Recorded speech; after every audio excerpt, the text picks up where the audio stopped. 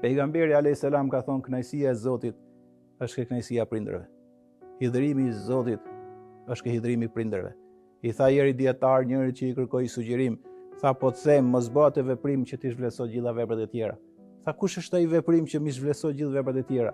Tha të mërzitesh nënën e bab, të hidhrosh nënën e bab. Pejgamberi ka thonë kënaqësia e Zotit është kënaqësia e prindërve. Hidhrimi i Zotit ke hidhrimi i prindërve. Ti mund të bësh shumë vepra, por nëse ti hidhro prindrit, Zoti është hidhruar, nuk do vlen as i vepër. Kujdes.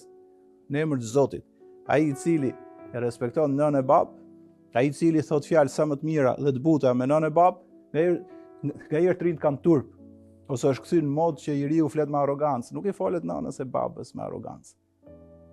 I folja e ngreti zërin ndaj babait. Edhe një mençur që ishte aty tha i bërtiti babait, i ngriti zërin. Foli rënd. Edhe i tha një mençur që ishte aty tha mos i fol me fjalë të larta e të rënd, tha atij që të ka mësuar të flasësh kur ishe i vogël.